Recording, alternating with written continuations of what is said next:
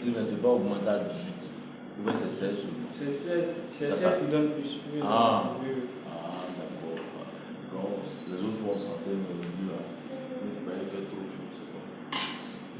Après, quand on venait, on disait on avait froid, on coupait. Là, il faut entretenir peut-être. D'accord, pas de souci. Bon, la dernière fois, pour le module de technique de vente, nous avons parlé dans la première, le chapitre 1, la vente et le métier de vendeur. Avant de parler des techniques de vente, il est nécessaire de comprendre ce que c'est que la vente et puis le métier de vendeur.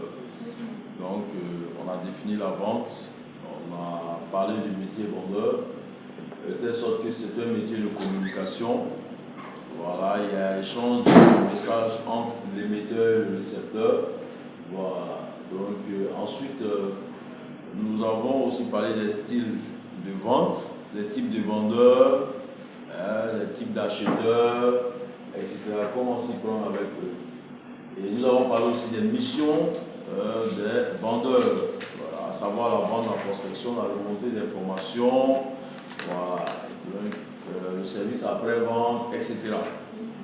Et à l'instar de cela, nous avons parlé de la psychologie de la vente. Pour dire qu'un vendeur, bien avant, doit être psychologue, il doit avoir de l'empathie, se mettre à la place du client pour détecter ce dont il a besoin. Voilà. Et nous avons vu les outils et découvertes du besoin. Nous sommes passés par les besoins d'abord. Nous avons classé les besoins selon Abraham Maslow. Et ensuite, nous avons parlé des motivations, les mobiles d'achat et les freins. Ça dit que le commercial doit pouvoir comprendre qu'est-ce qui, n'est-ce pas, pousse un individu à acheter un produit et qu'est-ce qui l'empêche d'acheter un produit. Donc cela permet aux clients, aux vendeurs de mieux aplanir, n'est-ce pas, ou bien de faire disparaître les freins et puis de stimuler les motivations chez lui. Voilà. Et à la suite de cela, nous avons vu les outils et découvertes, voilà, les signes de mots techniques. Et le plus utilisé, c'est son casse, voilà, qui permet de savoir qui est en face de nous et comment argumenter pour gagner en temps et être efficace. Voilà. Il y a d'autres qui sont là, d'autres signes, mais le mieux utilisé, c'est son casse. Ensuite, nous avons vu la morphopsychologie, où c'est l'étude du visage du client, du prospect, pour pouvoir déterminer où vous avez affaire à qui. Ensuite, nous avons l'analyse transactionnelle, voilà, pour savoir que l'homme a 3 états, l'état parent, l'état adulte et l'état enfant.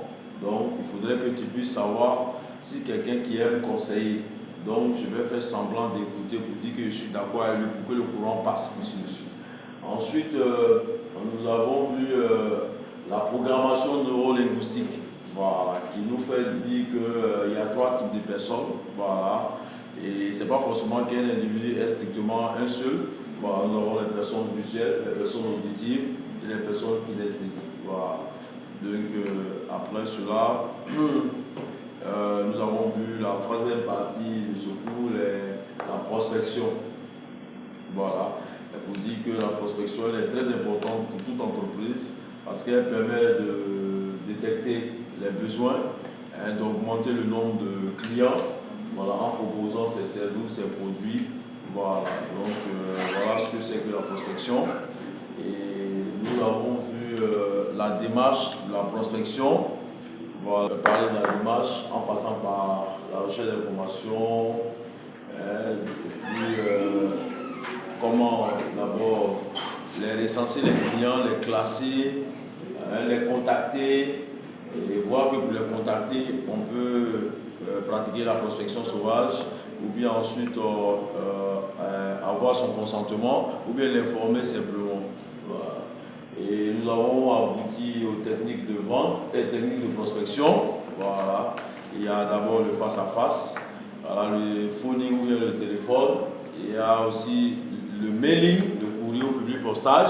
Et puis enfin l'emailing. Voilà. On a vu les instruments qu'on utilisait, voilà, et par quel objectif. Voilà.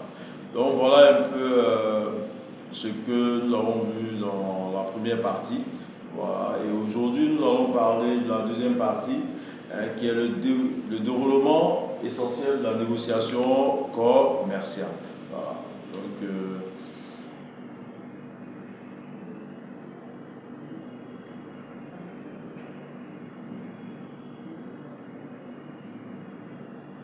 Donc, s'il y a des questions qu'on n'a pas pu élucider la dernière fois, donc, je retrouve la deuxième partie.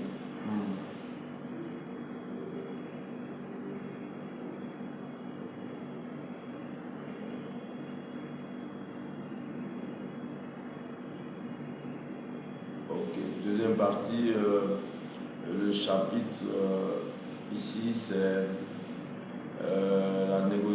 la préparation de la négociation commerciale. Voilà.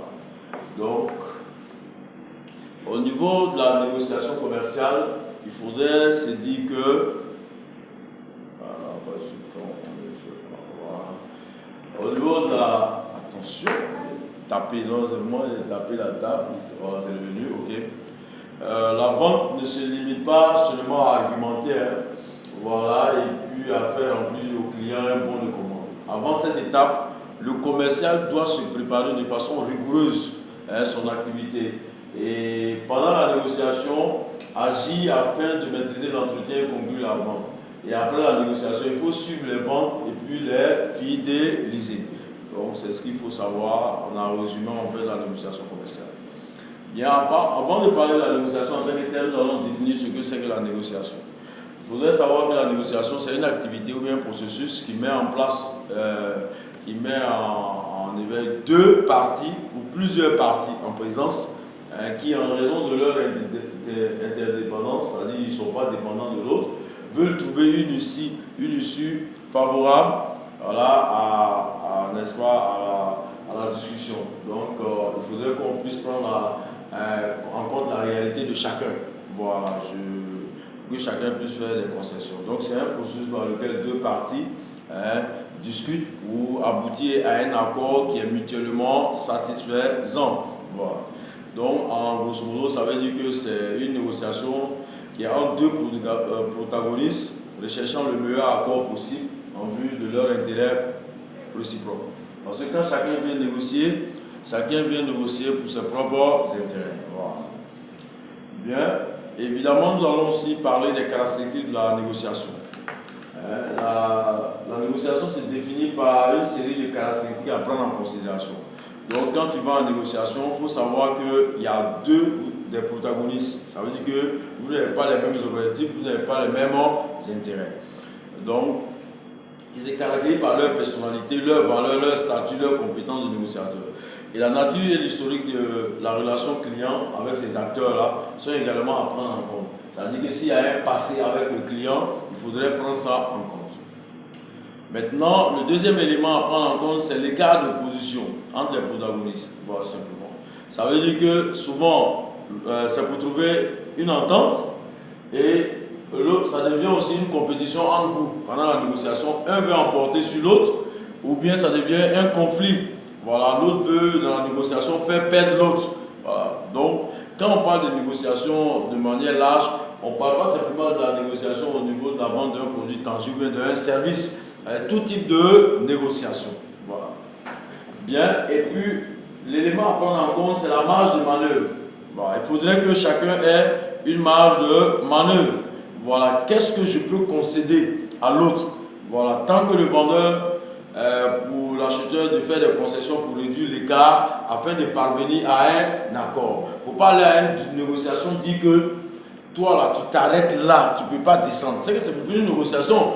Donc avant de partir, quand tu vas te préparer, il faudrait voir où tu peux descendre, ou bien où tu peux monter, où tu peux t'arrêter. Ce qu'on appelle la marge de manœuvre. Ensuite, il faut tenir compte aussi du rapport de force. Voilà, ne doit pas être déséquilibré. Sinon, c'est comme si le fort était en train d'imposer sa force au plus faible. Voilà. Et ce rapport de force vient des éléments de nature. Lorsque toi, tu es un petit producteur, tu vas donner tes produits à Carrefour pour vendre. Carrefour est tellement puissant, c'est eux qui vont prendre le dessus sur toi. Voilà, ainsi de suite, il faut tenir compte de ça. Et puis la personnalité. Voilà, toi tu es un simple commercial, on dit d'aller discuter avec un ministre. Voilà, compte tenu de sa personnalité, tu vas te laisser piétiner, etc. Voilà, ou bien si c'est un expert. Voilà, donc il faut tenir compte de tout ça. Voilà, et te préparer en conséquence. Voilà. Bien, ensuite, en petit 3, nous allons voir les différentes formes de négociation. D'abord, il y a deux types de négociation, négociation à fort enjeu et puis négociation à faible enjeu. Voilà, la négociation à fort enjeu se caractérise par sa durée. Il y a des négociations qui durent. Voilà, c'est que si, par exemple, vous voulez acheter un avion pour votre compagnie, bon, c'est pas comme Galette, tu vas acheter, donc vous allez aller chaque fois et venir. Vous allez vous donner rendez-vous le mois prochain, ainsi de suite. Donc l'enjeu est tellement grand. Voilà. Maintenant, il peut y avoir des négociations à faible enjeu. Voilà, c'est la vente en libre service. Voilà, tu peux regarder les prospectus et puis en même temps payer. Et puis ça dépend aussi du potentiel de l'acheteur. Si l'acheteur n'a pas un pouvoir d'achat élevé, tu te dis bon, c'est voilà. Donc c'est un peu ça. Maintenant, dans de nombreux cas, la recherche de relations pérennes entre les acteurs les conduit à s'inscrire dans une négociation équilibrée. Voilà, si tu veux vraiment chercher une relation pérenne, c'est-à-dire une relation qui va durer, donc il faudrait que vous ayez une négociation équilibrée où chacun gagne ce qu'il a. Voilà. Bien, maintenant pour cela il y a des techniques. Voilà, et ces techniques sont opérationnelles et elles sont de deux ordres. Voilà, simplement d'ordre matériel. Voilà. Donc, ils sont liés au lieu et puis au temps. Voilà. Donc, quand vous devez négocier, il faut d'abord réfléchir à l'endroit. Voilà. Donc, quelqu'un va peut-être dire allons négocier dans un cabaret. Voilà, il faut regarder ou bien à Sofitel. Voilà. Donc, l'endroit de la négociation doit déjà te donner une idée de ce qui t'attend. Donc, sur le terrain, chez l'autre partie ou bien neutre, sur un terrain neutre. Voilà. Et qu'est-ce qui est conseillé? Un terrain neutre? Voilà, un terrain neutre, voilà, tout simplement. Voilà. Mais si c'est un gros client, si il veut que ça soit chez lui, il n'y a pas de souci. Maintenant, si vous savez que votre entreprise est une entreprise en force et que les clients ont besoin de vous, donc les clients vont se déplacer. Voilà, donc ça dépend. Bien, et puis l'aménagement de l'espace, la forme de la table. Est-ce que, bon, étant donné que c'est un client VIP, bon, s'il vient chez nous, on n'a pas une salle où on doit discuter, donc tu vas obligé d'aller dans un hôtel ou dans un café. En tout cas, il faut voir la température qui est, est-ce qu'il y a clim, c'est quelqu'un qui vient d'un expatrié, donc il faut voir, voilà, tout ça, il faut tenir compte de ça. Voilà. Maintenant, la répartition des places. Parce qu'on se dit que vous pouvez être 2 ou bien 3 ou bien 5 ou bien 10 pour négocier. Donc il faut voir comment vous allez vous placer, c'est côte à côte ou bien face à face, etc. Voilà. Donc c'est pour ça qu'ils ont dit une négociation entre 2 personnes ou 2 groupements de personnes. Voilà. Ou si vous allez vous asseoir ici, et puis l'autre partie va s'asseoir ici, ou bien c'est côte à côte, etc. Voilà. Bien, maintenant, vous avez les techniques liées au temps, l'heure de la rencontre. Bon, selon l'heure, pour toi, là, c'est une opportunité ou non? Voilà, si c'est le soir, est-ce que c'est une opportunité pour toi ou bien le matin, ainsi de suite. Voilà. Maintenant, ensuite, il y a le point, l'attente et le retard. C'est-à-dire que si toi, tu vas faire exprès pour être en retard, voilà, pour prendre le dessus, pour montrer que tu es truc, ou bien tu vas faire attendre la personne. En tout cas, à toi de voir ça aussi. Maintenant, si c'est un expatrié, comme on le dit quand on donne le cours en BTS, les expatriés ne sont pas comme nous. Quand il dit 15 heures, c'est 15 heures. Voilà, simplement. Donc, notre culture, et puis eux, oh, toi, tu as l'habitude de faire ça ici à les Noirs. Bon, on a dit 14 heures. Bon, dans cas, ça sort, on va boire une bière. Et bon, il va nous attendre tout compte faire. Bon, s'il arrive, il y a l'embouteillage. Donc, à 15 heures comme ça. Voilà. Donc, le blanc, quand il ne va pas te voir à 14h15, il est parti. Voilà. Donc, et puis aussi le temps accordé à la négociation. Voilà, c'est comme quand on fait les réunions. Par exemple, voilà, le directeur doit cadrer. Ah, on a une réunion de 45 minutes, de 30 minutes, et puis on n'a pas à dépasser. Voilà, simplement, il faudrait tenir compte de ça. Voilà. Il ne faut pas être dans un temps, n'est-ce pas, indéterminé. Voilà. Maintenant, nous avons le temps, les interruptions momentanées, téléphone. Voilà. Souvent, c'est exprès, souvent, c'est pas exprès. Voilà. Donc, quand tu vois peut-être que le partenaire est en train de prendre le dessus sur la négociation, ton téléphone sonne, tu peux décrocher, ça te permet de réfléchir, de te apporter des idées, ça dépend. Voilà, donc tu vois ça aussi. Maintenant, si par respect, tu dois fermer ton portable, etc. Donc, c'est à toi. Maintenant, nous avons le sonnage de la négociation. Négociation discontinue sur une longue période. Ça veut dire qu'on fait un peu, on laisse, après on vient, on fait, voilà. Donc, il faut voir tout cela avant d'y aller. Ça peut être comme ça. Une négociation ne se passe pas comme si un trait droit. Ça peut, voilà. Donc, il faut tenir compte de cela. Bien, en notable BD, il s'agit pour le commercial, d'abord, ce qu'on a dit dans le tableau, de gérer l'information, de gérer son temps, de gérer l'espace et ses outils de vente. Voilà pourquoi on essaie de énumérer ces éléments. Voilà. Et à la suite, il faut aussi rechercher l'information sur l'entreprise. Pourquoi? Pour connaître ses produits, ses services et comprendre son organisation. En effet, pour vendre, il faut connaître ce que l'on vend. Donc, tout le monde sait que pour vendre, il faut connaître ce que l'on vend. Donc, toi-même, tes propres produits, il faut les connaître. Voilà, et ensuite aussi, il faut connaître les clients actuels et potentiels dans le but d'établir, n'est-ce pas, des fichiers. Voilà, et puis vous aurez des informations au niveau interne et au niveau externe. Il faut aussi chercher à connaître la concurrence, leurs produits, leurs services, afin de discerner les points forts des services et les faiblesses aussi des produits des concurrents. Donc, soit ça te permet, n'est-ce pas, de pouvoir n'est-ce pas, confectionner ou bien concevoir ton argumentaire. Voilà. Mais bien avant aussi d'aller en négociation, il faut se fixer des objectifs, comme dans toute chose. Voilà, donc c'est pour ça que je dis que le marketing est la vie. Même quand tu as un rendez-vous avec une fille, tu as un objectif. Chacun doit avoir un objectif. Voilà. Donc les objectifs peuvent être qualitatifs. Voilà, et on a donné des exemples d'objectifs qualitatifs, de qualifier peut-être le prospect, de découvrir ses besoins, son profil, faire une démonstration, tout simplement créer une relation. Donc là, on ne peut pas mesurer. Voilà pourquoi on parle d'objectifs qualitatifs. Maintenant, les objectifs, tu peux te fixer des objectifs quantitatifs. C'est-à-dire définir l'objectif de vente maximal, minimum, acceptable, ou bien soit objectif de repli. Voilà, donc quantitatif, soit tu veux vendre beaucoup, moyen, ou bien voilà, un peu. Voilà, ça dépend de l'objectif. Maintenant, il peut y avoir un troisième objectif qu'on appelle objectif de repli. L'objectif de repli, ça veut dire que lorsque vous partez en négociation, vous sentez que ça bloque et ça va bloquer, vous faites un repli.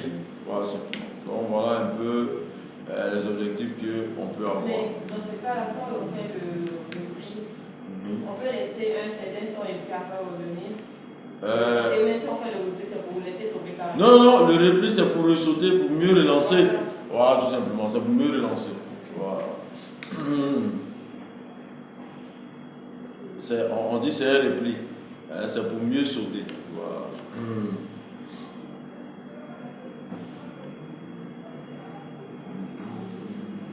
Maintenant, après les objectifs, il faut chercher des informations. Voilà, comme on l'a dit plus haut, voilà la recherche d'informations. Il faut d'abord chercher les informations sur le client, lui et sa personnalité, son entreprise, sa fonction. Si c'est le directeur d'achat, c'est le directeur marketing, voilà. Est-ce qu'il a la voix des décisions, est-ce qu'il a le pouvoir de décision en entreprise, voilà. Ensuite, l'historique des relations à travers les publics postages, le contact téléphonique, les visites, les commandes, etc. Maintenant, il faut chercher des informations aussi sur le produit. Voilà, les caractéristiques, les avantages, les stocks.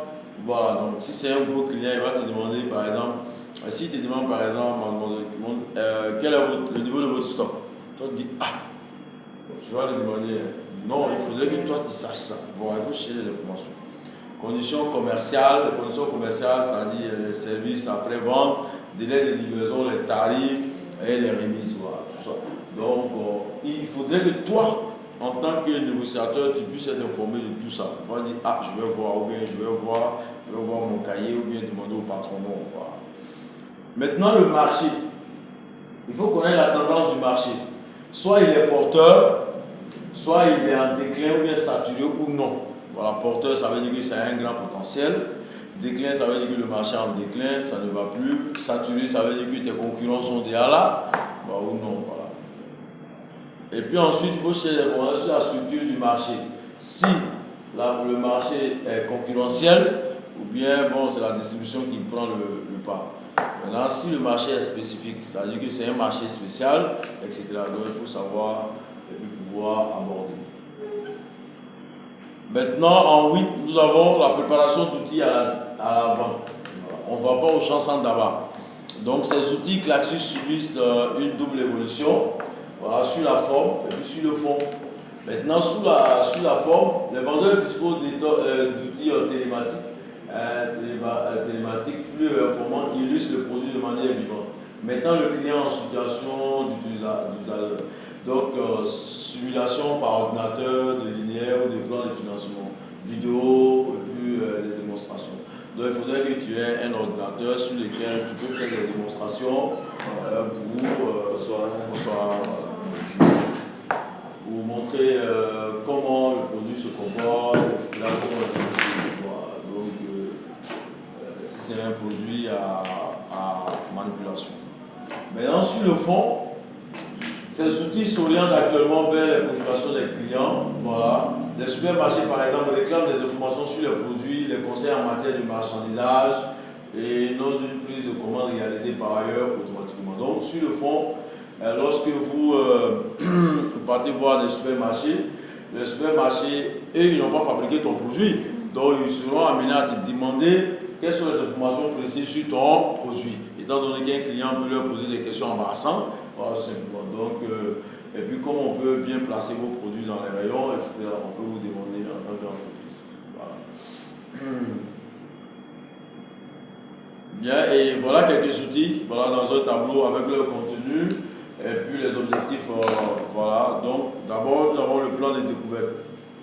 Le plan de découverte, c'est comme quand tu vas à l'école et puis tu as un papier sur lequel tu fais le résumé de ton cours.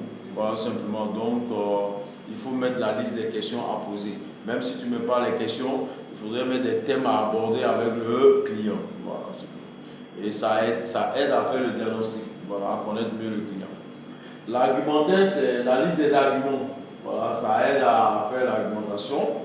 Et puis nous avons la documentation commerciale qui est très importante. Voilà, donc document, plaquette, carte de visite, bon de commande. Il faudrait que tu aies tout ça. Voilà, ça aide à l'argumentation et à la conclusion de la vente. Voilà. Ça te donne une image auprès du client.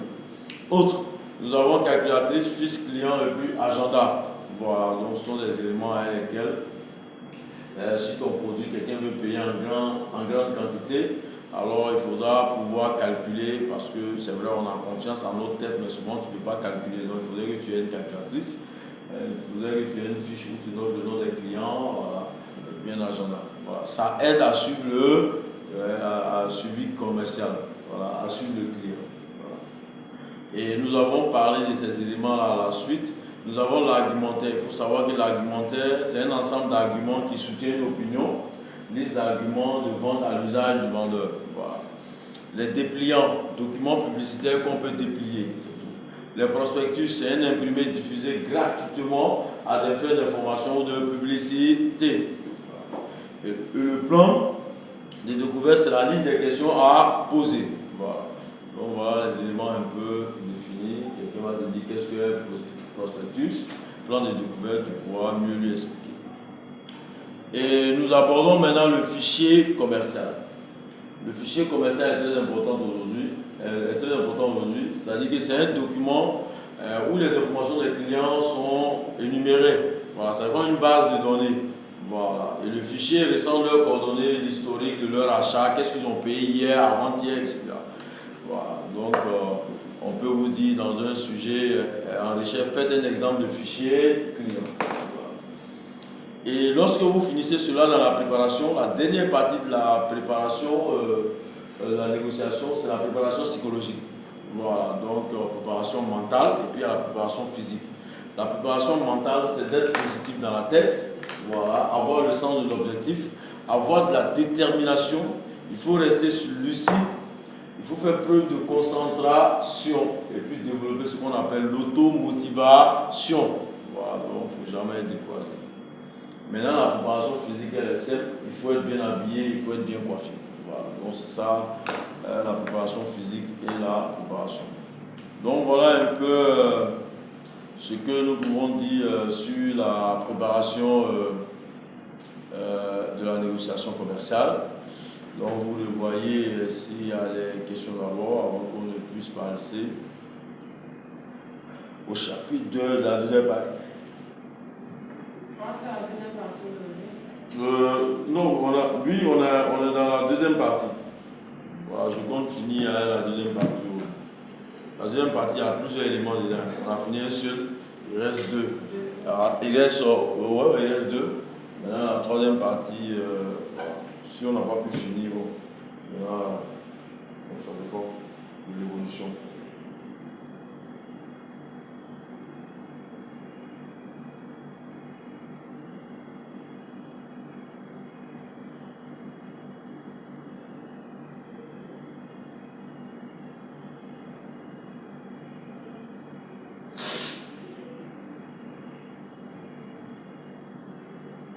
Donc aujourd'hui, on a commencé la négociation. Chapitre 1 de la négociation. Oui, la préparation de la négociation. Donc on a fait les différentes formes de négociation, techniques de négociation, les techniques d'ordre matériel, fixation des objectifs, recherche d'informations. On a commencé à 30, on vous a attendu un peu. On s'est dit que jusqu'à 30. Oui. Donc on a commencé, c'est là on vient de commencer. On a révisé un peu.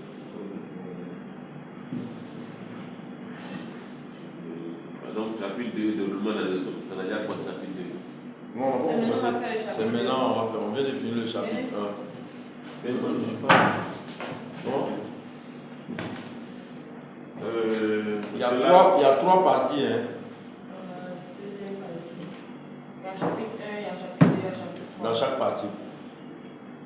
Attendez, je vois. Les caractéristiques de la négociation, ça c'est quoi? Déjà, le petit. 2. Mais en fait, il y a même dessus. Je ne vois pas les 7 et 8, tout ça.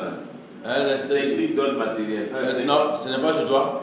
Non, j'ai rectifié chez moi, mais il faut regarder bien, il doit y avoir les techniques là-bas. Oui. Donc, tu as vu, non? Mais c'est pas le même.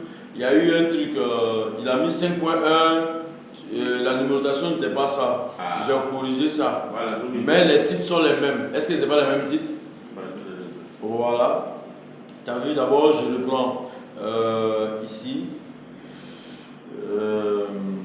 D'abord, la préparation de la négociation commerciale. On a fait une introduction. Et puis après, c'est la définition de la négociation. Tu as ça? Oui, il y a ça. Après, les caractéristiques de la négociation. Oui. Ok. Après, nous avons les différentes formes de négociation. Oui. Après, les techniques de la négociation. Après, les techniques d'ordre matériel. Ça saute un peu. Oui, après, maintenant, c'est la fixation là. Dans l'autre, c'était 1. Donc là, j'ai corrigé, j'ai mis en 6, puisque ça faisait partie de la même partie. Voilà.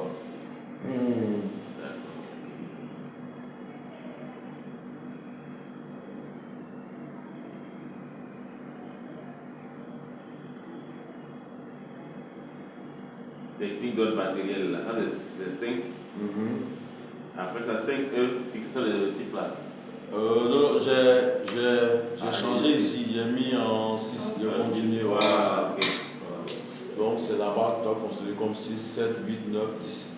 Voilà. Mais là-bas, je crois que c'est 5, 1. Puisqu'il n'y avait pas 5, j'ai vu, il n'y avait pas 5, puisque j'ai divisé. C'est un coup, j'ai divisé en plusieurs parties. Voilà, parce que quand j'avais pris de manière continue, donc ça mettait 5. Maintenant, j'ai divisé en 3 parties. Donc ça devait être 1. Sinon, ce sont les mêmes titres, mais c'est la numérotation que je dois te dire. Non, le contenu, c'est le même. Donc, s'il y a des questions, je les pose.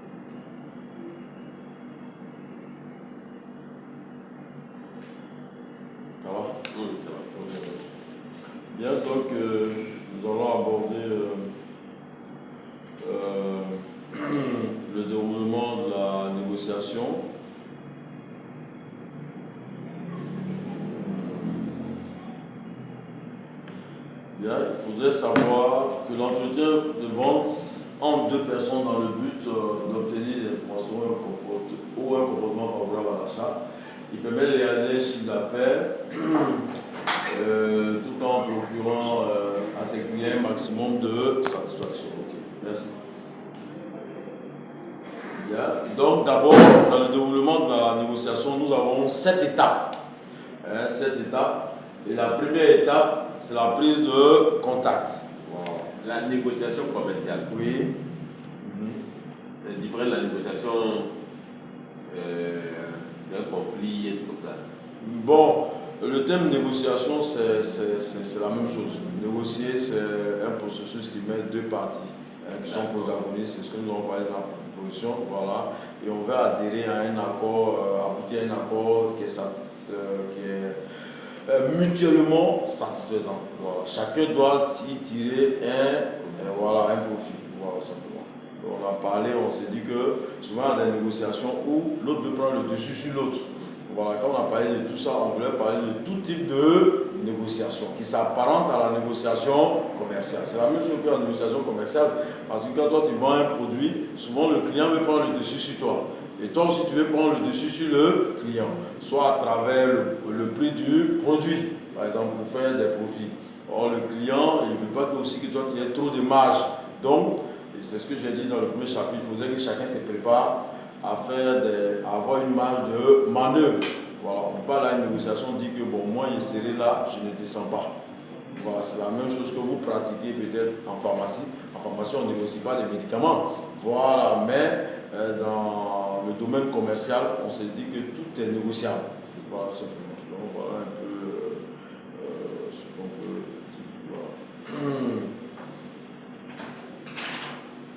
Non, c'est tout type de négociation, mais l'essentiel c'est d'aboutir à un but, c'est la vente d'un produit, etc.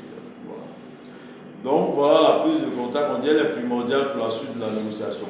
Parce que quand il n'y a pas de bonne prise de contact, il s'avère que cela peut créer, n'est-ce pas, un problème pour la poursuite de l'entretien. Voilà.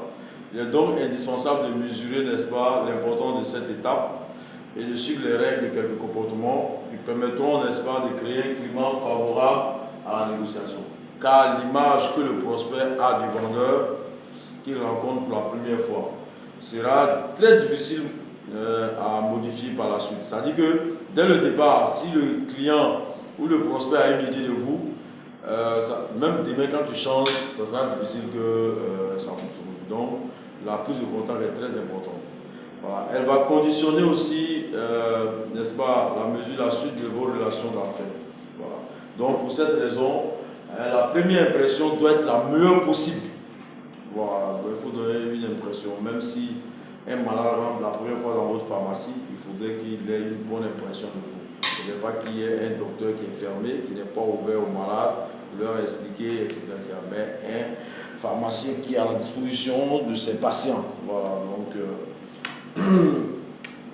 le vendeur devra donc lui faire apparaître, n'est-ce pas, être sympathique, compétent, professionnel, afin de créer un climat de confiance. C'est ce qu'on vous demande voilà, au préalable, indispensable au déroulement harmonieux et productif de l'entretien de vente. Voilà. Quand il n'y a pas ça, quand il sent en toi, à la prise de contact, qu'il ne peut pas te faire confiance, tout ce que tu vas dire, blabla, après, bon, il n'écoute plus. Hein. Voilà, et c'est ça, c'est comme ça dans la vie, voilà. Même en famille, quand tu as un frère, un enfant qui n'a plus confiance en toi, tout ce que tu vas dire, il n'écoute plus. Voilà, il est là, mais il n'écoute plus. Bien, et pour cela, il y a une règle que nous appelons en marketing la règle 4 x 20. Voilà, simplement. Donc d'abord, les 20 premières secondes pendant lesquelles le client jauge son visiteur et inversement. C'est-à-dire toi tu juges le client aussi va te juger. Ensuite, nous avons les 20 premiers mots que prononce le vendeur pour saluer et se présenter. Donc, de la manière vous allez prononcer vos 20 premiers mots, il va se faire une impression de vous. Donc, il faut vraiment tenir compte de cela aussi. Ensuite, nous avons les 20 premiers gestes qu'il effectue après avoir franchi la porte du bureau du prospect. Donc, les gestes que tu auras à faire Ça va donner une impression aussi Et les 20 premières expressions de ton visage, ça dit que le regard, le sourire, voilà pourquoi on dit il faut sourire, il ne faut pas avoir la mine serrée.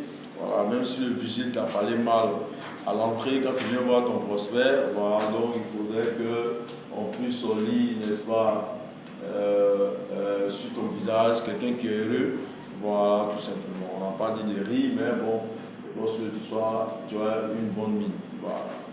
Donc voilà la règle que nous donnons à respecter. Voilà, parce que dès les premiers instants, le client, le prospect se fait une idée de vous. Voilà. Bien, ensuite, on va vous donner ici les étapes. Le truc là, ça ne marche pas. Ils sont en train de blaguer les gens, ça ne marche pas, il fait trop chaud. Voilà. Donc, nous avons les étapes de la prise de contact. Voilà, les étapes de la prise de contact. D'abord, la première chose à faire, c'est de saluer. Voilà, ça, c'est dans toutes les traditions. Ensuite, il faut se présenter. Voilà. Et lorsque vous vous présentez, ça permet d'identifier l'interlocuteur et sa fonction. Et vous le remerciez d'être reçu. Voilà. Et vous présentez le produit, vous justifiez votre visite et vous rentrez dans l'univers professionnel de l'interlocuteur. Voilà. Ça veut dire quoi, identifier l'interlocuteur? Identifier l'interlocuteur et sa fonction. Et sa fonction. Voilà. Par exemple, s'il y a un délégué médical qui va par exemple dans votre pharmacie, il peut voir un pharmacien qui vient de finir son doctorat, qui est en stage. Sans doute, il va penser que c'est lui le pharmacien. Donc ça veut dire qu'il va demander monsieur Tan, c'est vous vraiment monsieur Marcel ou bien monsieur Tan, le docteur qui détient cette pharmacie, voilà. Il va dire non, bon, il est en haut, ou bien non, pas, tout simplement. Voilà. Voilà. On va commencer à demander, bon, vous avez non, mais donc on peut demander, si on ne sait pas c'est lui qui est en face de nous, on peut... Oui, voilà, si le commercial vient d'arriver, on lui montre la pharmacie, il est dans le fichier commercial, va là-bas, il ne t'a jamais vu. Voilà, tout simplement. Voilà, merci. Parce qu'on présente le coup de telle sorte que ça soit quelqu'un que tu ne connais pas. Parce que ce n'est pas obligé que tu puisses connaître tous tes clients.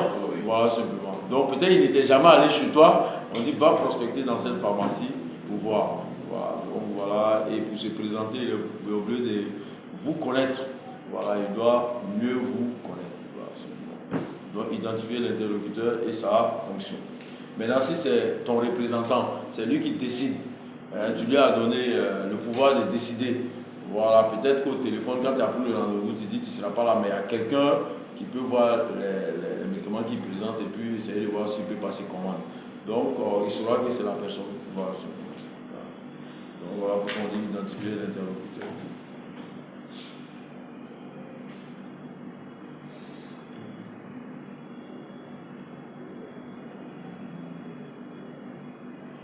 Bien, voilà la première étape, voilà, et elle est très importante, la prise de contact. Qu'est-ce qu'on peut ajouter? On peut dire que la prise de contact est le préalable à la poursuite de la discussion et de l'entretien. Quand il y a une mauvaise prise de contact, normalement vous partez directement à l'échec. Voilà. Maintenant, quand on dit prise de contact, ça ne veut pas dire que dès que tu viens, ce que nous avons donné de manière standard, bonjour, se présenter, en même temps montrer le produit. Non, souvent il y a des cas où ça ne marche pas. Voilà, quand tu arrives, il y a des prospects que tu verras et peut-être ils sont dans des prédispositions voilà, qui n'ont rien à voir avec l'entretien de vente. Donc il faudra aussi percer cet univers-là pour rentrer avec le client, essayer de causer un peu, créer, n'est-ce pas, une causerie.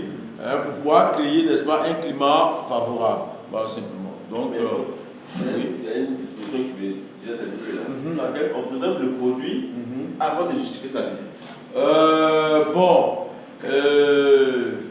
Normalement, ici, identifier l'interlocuteur, remercier d'être reçu, présenter le produit. Et si normalement, si on les voitures, oui. Je suis là parce que je suis commercial, je justifie ma visite. Non, je présente en fait, ici pourquoi on a mis justifier sa visite, parce que tu as présenté le produit. Maintenant, pour justifier, peut-être tu as dit que tu es là pour qu'il puisse passer une commande. Voilà. Parce que le client peut te dire, tu es venu simplement pour présenter le produit.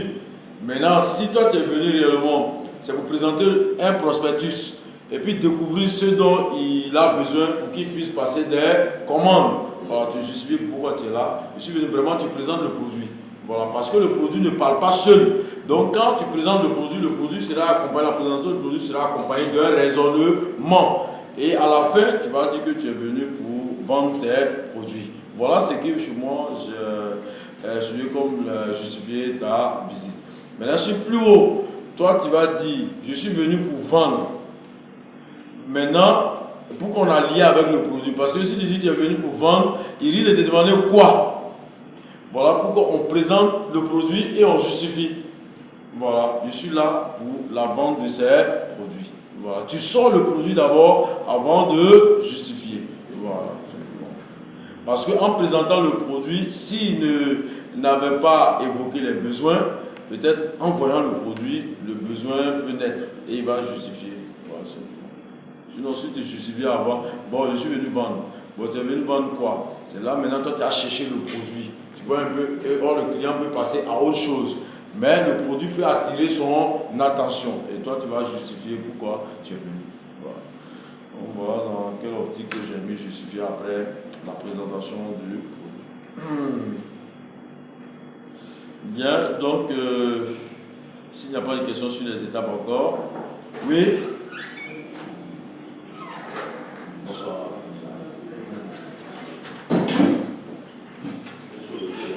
Ah, le truc là, ça ne marche pas, sincèrement, ça ne marche pas. 16 degrés. Non, ils disent que c'est 16 qui passent. 16 étaient là, ça ne donnait pas. Ça ne donnait pas. Bon, mais il faut mettre dessus en bas, il dit que les 16 qui donnent. Oh, bonsoir. 16 ne donnait pas. Ah, pas les piles. Ah.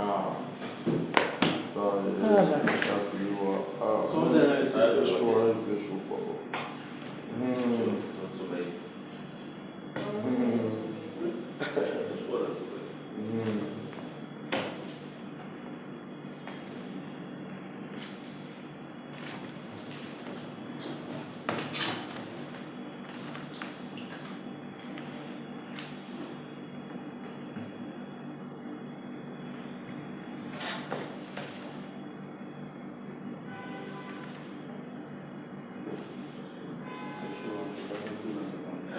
Ah, vraiment, il fait chaud même.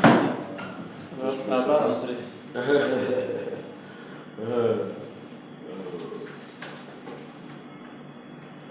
Mais l'appareil, même, on dirait que ça ne marche pas. Ça, L'appareil. Sinon, avant qu'on venait, même souvent, on voulait éteindre parce que c'était fort. Maintenant, je vois que ça. On vous a informé qu'il y avait toujours.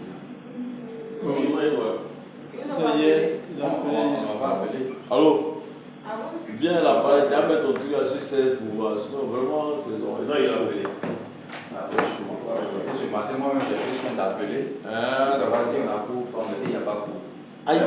Oui, je suis couché. Moi, il n'y a pas cours. Donc, je me tolérance comme je suis couché, j'ai envie de dormir, mon téléphone sonne. Ah, mais je dis, vous êtes cours, on doit attendre. Vous m'avez pas informé. Moi-même, je vous appelle le matin. Vous me dites qu'il y a pas cours. Moi, c'est depuis hier, il m'a appelé pour confirmer le coup. Vraiment, l'organisation, même là. C'est bon, c'est là. Le message, c'est pas. Même il pouvait même t'envoyer simplement un message. Au lieu d'appeler. Ah, il y a sur le pédale. Ouais, c'est ça.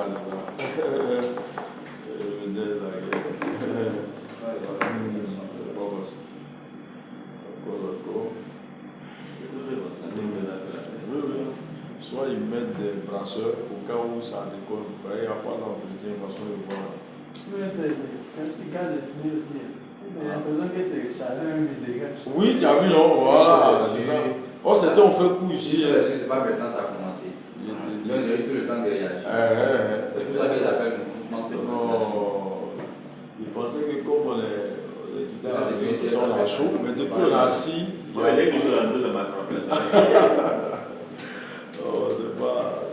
C'est chaud, Oh, c'est chaud déjà. Vaut mieux ouvrir la porte. Pour avoir un vent naturel. Essayez de mettre ça sur 16 parce que vraiment ça ne marche pas. n'y a pas de nouveau chef frère. Pas maintenant qu'à commencer. On va voir ça. Quand? On va faire une Mais maintenant, comment on fait? Il n'y a pas au salle aussi climatisé. Non, il n'y a pas de ça. Des salles Il sont- fait chaud, Il n'y a pas un petit ventilateur, au moins on s'est déchiré avec. C'est chaud même. Voilà, la porte, voilà, peut-être sinon. C'est chaud. Je ne sais pas ceux qui étaient ici là, comment ils ont fait. Mais on pensait que ça allait prendre un peu, mais on voit que non, c'est la même chose. Voici. Bien. Bien, donc pour ceux qui sont venus, nous avons fini avec le premier chapitre. On a entamé le deuxième chapitre, c'est-à-dire le déroulement de la négociation. Et on était à l'étape de la prise de contact. Et on a suggéré que la prise de contact elle est très importante parce que c'est à partir de cette étape-là que le prospect se fait une idée du vendeur ou du commercial. Voilà, donc il faudrait bien l'amener pour pouvoir créer un climat favorable à la négociation. Voilà. Et ensuite, nous avons dit qu'il y a la règle des 4 fois 20 à respecter. Voilà, ça dit les 20 premières secondes. Le client va jauger le visiteur, c'est-à-dire le commercial, et le commercial aussi aura le temps de juger. Et les 20 premiers mots que vous allez présenter, prononcer aussi, il faudrait que ça soit pour toi. Voilà, et puis ainsi. Maintenant, les 20 premiers gestes, voilà, avant de franchir la porte, voilà, la personne se fait une idée de vous. Et nous avons aussi les 20 premières expressions de votre visage, c'est-à-dire le regard et puis le sourire. Voilà, on s'est dit qu'il faut avoir une bonne mine. Et nous avons donné les étapes de la prise de contact, voilà, où il faut saluer, se présenter, identifier votre interlocuteur, le remercier d'être reçu et puis présenter le produit et puis justifier votre visite. Et puis si possible à rentrer encore en profondeur dans l'univers commercial, professionnel de l'interlocuteur. Voilà, donc voilà ce dont nous avons parlé. Voilà. La deuxième étape, s'il y a une question, c'est la découverte du client. Dès qu'il y a une bonne prise de contact, il faut chercher à découvrir qui est en face de vous. Ça dit les besoins, les motivations de ce client. Voilà. C'est comme si vous êtes un médecin, vous êtes en train de faire un diagnostic pour voir ce dont il a besoin. Voilà. Donc, c'est nécessaire pour connaître ses besoins, identifier ses motivations, etc. Voilà. Et le client va se sentir valorisé et l'intérêt que vous portez à ses besoins. Voilà. Et puis, ultérieurement, vous allez nécessairement lui proposer, n'est-ce pas, un service ou un produit ou bien une solution à ses besoins. Voilà. Donc, pour cela, le vendeur doit connaître, on revient dessus, le vendeur doit connaître la typologie des besoins qu'on a vus avec Abraham Maslow. Voilà, comprendre les motivations, voilà, simplement, et ça sera l'occasion de procéder à un questionnement, voilà, et pratiquer ce qu'on appelle l'écoute active. L'écoute active, c'est quoi? Vous écoutez plus que vous ne parlez. Il faut faire plus parler le prospect ou le client, voilà, simplement. Et voilà, et l'une des qualités du commercial, c'est l'esprit d'analyse et puis l'esprit de synthèse. Et quand le client parle, vous pouvez synthétiser ou bien analyser pour voir ce dont le client a besoin. Voilà, souvent vous résumez et puis il te dit voilà, c'est ça je voulais. Voilà, simplement. Donc voilà la qualité qu'on a conseillée dans les qualités d'un bon vendeur, les qualités intellectuelles, l'esprit d'analyse et puis l'esprit de synthèse. Voilà. Bien. Puisque vous allez faire parler plus le prospect. Oui. Parlant de la typologie des besoins, et des motivations, on a la pyramide de Maslow, les différents échelons des besoins. Oui, oui. Et puis on a parlé des motivations, peut être hédoniste, oblative, auto-expression. Quand je considère les motivations, et que je les rapproche dans la pyramide de Maslow, ça me fait dire qu'on est à un certain échelon. Parce que les oblatifs et en fait, toutes ces motivations-là, c'est soit pour se faire plaisir, oui, soit pour faire plaisir à autre autrui, personne ou bien s'exprimer. Donc Donc, je veux que ça rentre dans une certaine échelle, non? Si on Pas forcément, ça dit que l'échelle, la pyramide de Maslow est différente des motivations. Voilà. Il y a le besoin d'abord qui se présente et après le besoin, nous avons les motivations. Les motivations sont comme des mobiles d'achat. C'est vrai que tu as un besoin. Maintenant, qu'est-ce qui te motive à passer à l'acte d'achat? Simplement. Sinon, tu peux évoquer, n'est-ce pas, un besoin, mais ne pas forcément passer à l'acte d'achat. Mais si par exemple, tu prends un besoin basique, physiologique, qui veut se nourrir, il est dehors, il a faim, il peut acheter, il achète de la nourriture. Ça rentre dans aucune de ses motivations. Je prends par exemple, tu as besoin de boire, de rafraîchir, de boire l'eau, n'est-ce pas? Voilà. Maintenant, ensuite, qu'est-ce qui va te motiver à payer Céleste ou bien l'eau des femmes qui vendent dans sachet? Tu vois un peu la différence, un peu. Voilà, j'ai besoin de boire de l'eau minérale. Mais qu'est-ce qui te motive à payer Organo Céleste, ou bien Awadji, ou bien l'eau que les femmes vendent de manière artisanale? Voilà, la motivation vient juste après le besoin. Mais on ne classe pas les motivations comme dans les besoins physiologiques, les besoins d'abri. Les besoins physiologiques, ça veut dire que c'est inhérent à la vie, c'est indispensable. Voilà, mais après le besoin physiologique vient la motivation ou le frein. Je ne sais pas si je me fais comprendre. Il y a un besoin, le besoin est global. Mais qu'est-ce qui va te pousser à passer à l'acte d'achat? C'est ça qu'on appelle motivation. À chaque besoin, il y a des motivations. Par exemple, quand tu prends besoin de sécurité, on a dit c'est peut-être avoir une résidence, un abri, tout simplement. Mais dans besoin de sécurité, tu peux payer une maison pour ta maman, tu peux payer une maison pour toi-même. C'est pas ça? Voilà pour paraître. Voilà tout simplement, parce que ce sont des motivations oblatives. Mais ça ne se classe pas forcément dans le besoin. Il a eu un besoin de payer une maison. Mais qu'est-ce qui l'a motivé à payer la maison? Il veut paraître. Voilà. Mais on ne peut pas classer que bon, les motivations doivent être au niveau seulement de besoins physiologiques ou besoin de sécurité. Voilà. Donc, il ne sait pas si je me fais comprendre. Voilà. Je l'avais expliqué. J'ai dit par exemple, j'ai un besoin de me déplacer. J'ai besoin de me déplacer. Mais qu'est-ce qui me motive à prendre Yango, ou bien à prendre ma propre voiture, ou bien à prendre Warren? Voilà, donc la motivation vient. Donc on demande à toi, le commercial, de stimuler les motivations, voilà, de stimuler les motivations au sein du client. Voilà, simplement. Oui? Moi, je voulais juste savoir. C'est comme, selon l'explication et selon ma compréhension, comme si la motivation vient après la fiche technique même du produit. Parce que j'ai le besoin, mais c'est la fiche ou bien la fiche technique qui va me motiver plus à apprendre. Je prends un exemple, par exemple, sur Jumia. Pour commander un article, on rentre dans la fiche pour voir un peu les caractéristiques. Puisque le commercial n'est pas en face de toi. Voilà. Après, soit voir les commentaires de ceux qui ont payé. Donc c'est tout ça là qui va motiver. Sans oublier que le besoin est déjà là. Il cherche ce qui va me motiver, voilà, la motivation. Voilà un peu. Est-ce que ça va? Voilà. Oui. Donc, tu voulais poser une question? Oui. Oui, Donc, à sommeil. La besoin d'un café. À l'université, quand tu es là-bas, les profs où tu as oublié de faire des sommets de 2 minutes, 1 minute, sinon tu n'arrives pas à t'en sortir. Bien, donc voilà, on parle de la découverte du client. Voilà, donc on l'a dit dans ce paragraphe-là, le vendeur devra comprendre que le fonctionnement d'un client, c'est-à-dire les raisons qui le poussent à agir, sont les motivations. Et qui l'empêchent à agir, ce sont les freins. Voilà, donc le vendeur devra donc maîtriser le questionnement et adopter une attitude incitant le client à parler. C'est tout. Voilà.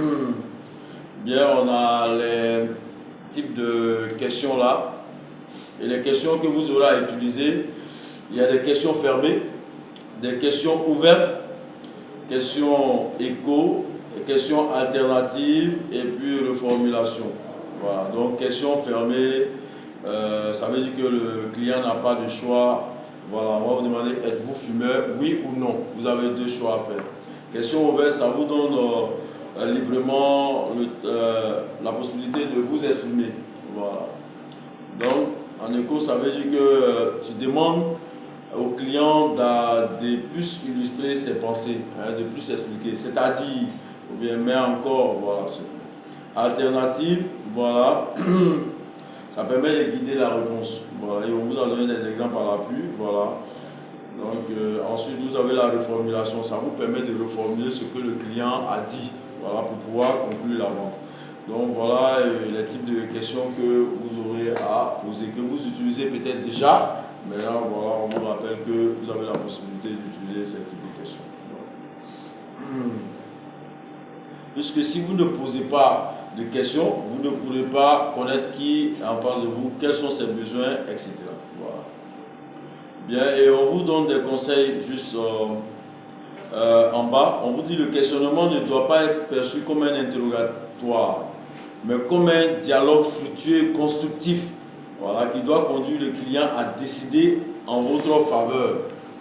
Donc, il est donc nécessaire de ne pas commencer par des questions fermées, mais des questions ouvertes. La question ouverte, ça veut dire que pensez-vous de mon produit, ou bien que pensez-vous de mon exposé, voilà, etc., etc. Donc, il est libre de s'exprimer. Voilà. Et puis ensuite, ne jamais oublier de terminer cette recherche par la question de reformulation de synthèse. Donc, quand vous finissez de poser des questions, n'est-ce pas, aux clients, il faudrait, n'est-ce pas, pouvoir synthétiser, reformuler ce qu'il a voulu dire pour avoir son adhésion. Voilà, simplement. Bien, donc, voilà ce que je pense qu'on pourrait dire sur la deuxième étape. Voilà, chercher à comprendre le client, partir du général pour aboutir au particulier. Voilà, donc de son besoin pour aboutir à ses motivations d'achat. Voilà, simplement. Et on vous a donné les types de questions à poser.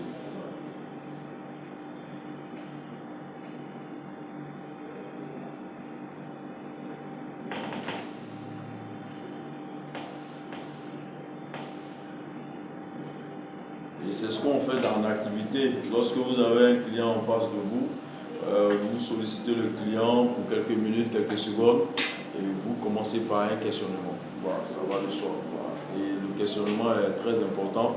Ça vous permet de savoir la personne est type S, O ou N, selon le cycle mnémotechnique, son casse aussi. Voilà. Donc on utilise aussi le cycle mnémotechnique, son casse pour pouvoir connaître le client. Voilà. Donc si c'est quelqu'un qui recherche la sécurité, alors votre argumentaire va tourner autour de la fiabilité de votre produit. Voilà. Bien, s'il n'y a pas de questions, voilà, on va continuer avec la troisième partie et la troisième étape. Voilà, il y a des exercices, peut-être que si on finit tôt, on reviendra là-dessus. Mais bon, l'objectif c'est le cours, donc on va continuer. Bien. Après la présentation, la découverte du client, il est nécessaire de présenter votre produit. Et le produit étant muet, il faut argumenter en même temps. Voilà. Donc une fois les besoins du client recensés et les motivations identifiées par le vendeur peut présenter le produit ou bien le service qui paraît le plus adapté à ses besoins. Et pour cela, il devra argumenter afin d'amener son client à l'acte d'achat. L'argument de vente est la présentation d'une caractéristique du produit qui présente pour le client un avantage certain. Ça veut dire qu'en présentant votre produit, il faut présenter une caractéristique qui peut amener le client à être motivé à acheter votre produit ou votre service. Voilà. Maintenant, ce qu'il faut savoir, c'est qu'une seule caractéristique peut présenter deux ou plusieurs avantages. Voilà. Donc, en bas, on a donné des exemples. Voilà, quand on parle d'avantages, on a donné des exemples en bas. Au niveau des exemples d'avantages, donc c'est caractéristiques techniques, voilà, la fiabilité. Voilà, donc si vous voulez parler sur le domaine commercial, d'abord on va parler des caractéristiques techniques. Il y a la fiabilité, il y a la vitesse d'exécution, il y a la puissance, il y a l'économie. Voilà, si vous achetez mon produit, la fiabilité d'entretien, si vous achetez cette voiture, ça sera facile pour vous pour l'entretenir. Voilà, interchangeabilité, c'est-à-dire que c'est des pièces qu'on peut changer dans ce véhicule ou bien c'est des pièces qu'on ne peut pas changer. Voilà, ça dépendra de votre argument. Le coût d'utilisation, voilà, robustesse, robuste, ou bien l'esthétique. Voilà, pour dire que votre produit en matière d'esthétique, il bat le record. Maintenant, au niveau commercial, il y a le rendement. Maintenant, vous pouvez parler de l'innovation, vous pouvez parler de dire que vous êtes les seuls à moderniser, et puis vous pouvez parler avec vos produits, le client peut faire des économies d'échelle, voilà, et puis vous pouvez parler de vos services après-vente, dire que lorsque le client aura un problème d'assistance ou de réparation, vous serez disponible, voilà, gratuitement ou bien moyennant quelque chose, voilà. Et puis au niveau des garanties, ce n'est pas toutes les entreprises qui donnent des garanties, voilà, et puis la qualité, l'aide technique, et puis vous êtes prêt à le former, voilà, simplement. Donc, voilà autant d'exemples, d'avantages que vous pouvez utiliser dans votre argumentaire, selon votre service, selon votre produit, voilà, simplement. Donc, voilà un peu l'exemple.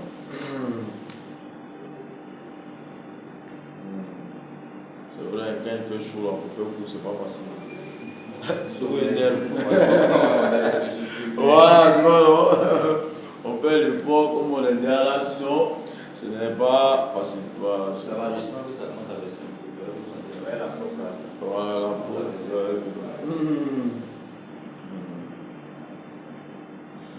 Bien, à chaque avantage annoncé doit correspondre une épreuve.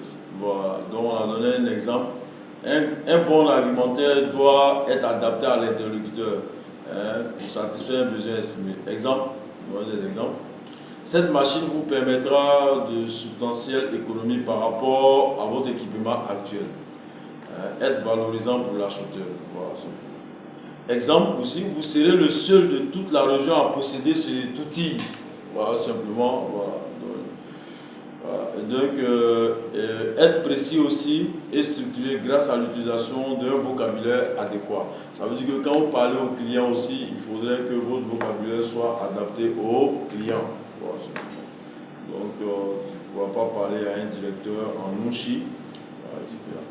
Bien, chaque client est un cas particulier. Les clients ne se ressemblent pas. Ça, il faut le savoir.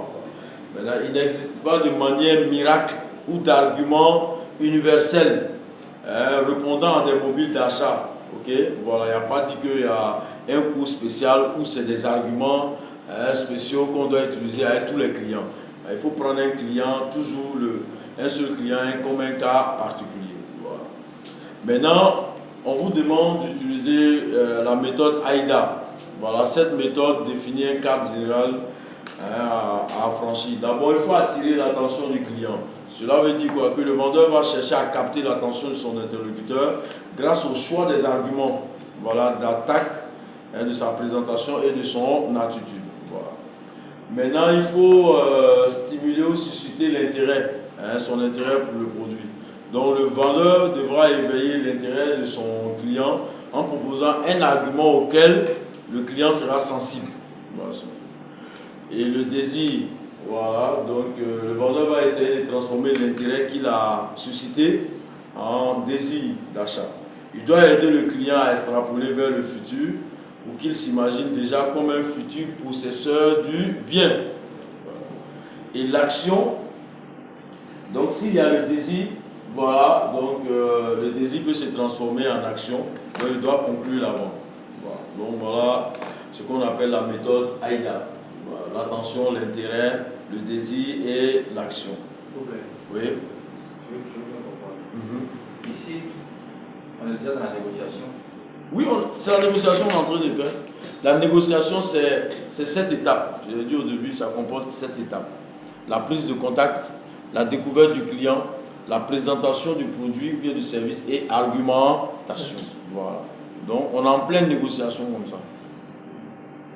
Donc, la découverte aussi, c'est au moment de la négociation. C'est une étape de la négociation. Voilà.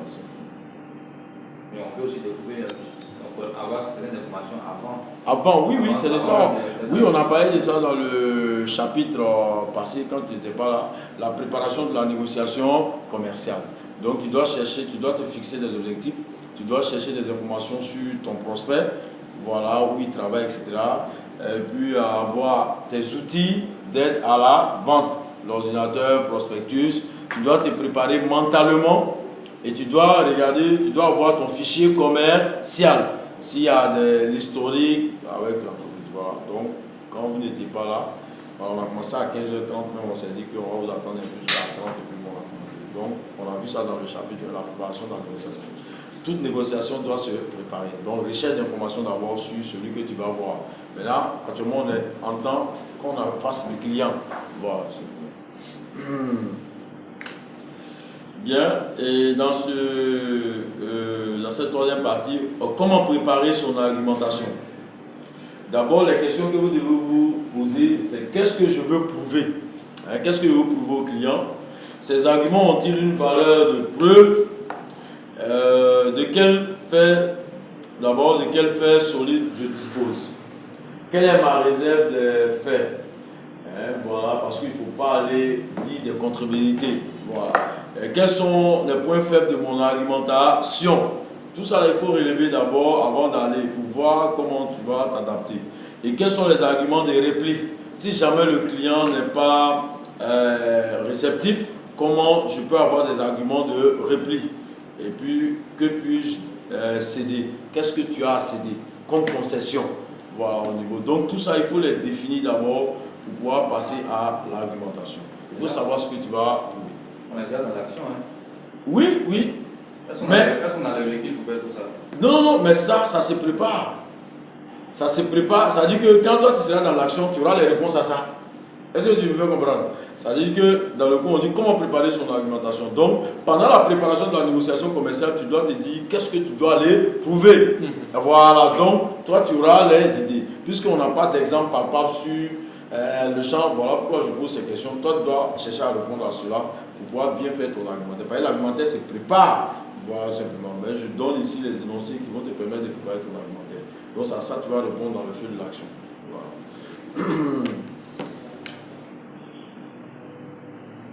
Bien, en résumé, lors de la présentation du produit, le vendeur doit argumenter pour mettre en valeur son produit. L'argumentaire, c'est pour mettre ton produit en valeur. Voilà. Donc, présenter le produit, c'est mettre en valeur et concrétiser ses avantages. Donc, nous avons les stratégies, quelques exemples de stratégies de présentation. Donc, même dans la chaleur, tu bois café. La chaleur, le réveil. Ouais, c'est ça. Fais mon choix. Bien, la stratégie de la présentation et puis la mise en œuvre de la stratégie. Ça dit le meilleur moment. Le meilleur moment, c'est lorsque le vendeur connaît les besoins du client. Voilà. Donc, c'est là que tu présentes le produit. Maintenant, le meilleur produit. Un produit qui correspond au mieux aux motivations et aux mobiles d'achat. Voilà. Ensuite, le meilleur choix. Un nombre limité de produits. Voilà, quand vous vendez, il faut vendre un nombre limité de produits pour éviter que le client ne soit dispersé et puis permettre une souplesse dans le choix. Maintenant, le meilleur prix, c'est un prix moyen pour disposer d'une marge de manœuvre. Est-ce que je peux réduire, etc. Et puis une meilleure technique, voilà, la démonstration, à chaque fois que cela est possible. Voilà, la démonstration, c'est un élément très important pour amener le client à décider. Ça facilite l'argumentation et puis souvent, ça amène le client à anticiper. Ça, c'est au niveau des appareils, voilà, souvent électroménagers, portables. Voilà, donc souvent, en manipulant, ça peut dire, voilà, il faut emballer, c'est bon, c'est bon. Voilà, donc c'est un peu ça. Donc, voilà quelques exemples, voilà, de stratégie de présentation du produit et puis comment on le met en place. On va voir s'il y a des questions. Ok, c'est bon pour finir. Donc, argumenter, c'est apporter des arguments pour avoir l'adhésion. Maintenant, comment? Il faut sélectionner et hiérarchiser les arguments. Il ne faut pas énoncer les arguments en même temps. Il faut les sélectionner et puis les hiérarchiser. Qui doit venir avant? Voilà, simplement. Et pourquoi il faut le faire? Pour s'adapter au comportement du client. Maintenant, diriger l'argumentation en fonction des principaux mobiles d'achat. Voilà, cela va permettre de diminuer le nombre des objections. Voilà, objections sont les craintes, les doutes évoqués par le client. Maintenant, il faut personnaliser l'argumentation par l'emploi du vous.